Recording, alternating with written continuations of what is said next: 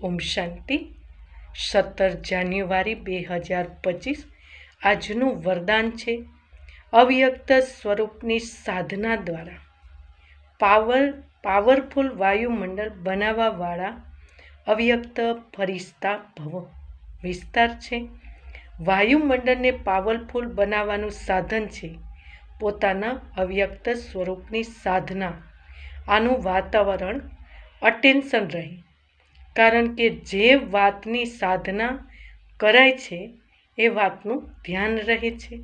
તો અવ્યક્ત સ્વરૂપની સાધના અર્થાત વારંવાર અટેન્શનની તપસ્યા જોઈએ.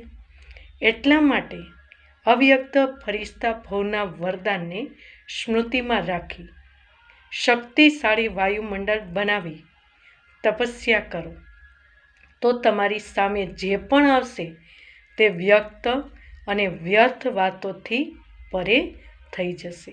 સ્લોગન છે સર્વશક્તિવાન બાપને પ્રત્યક્ષ કરવા માટે એકાગ્રતાની શક્તિને વધારો.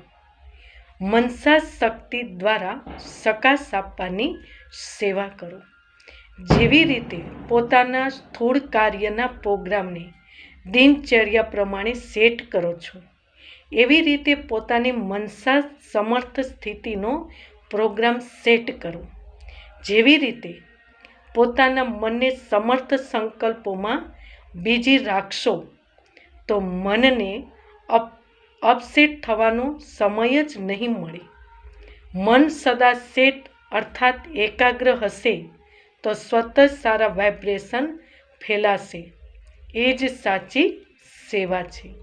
ઓમ શાંતિ.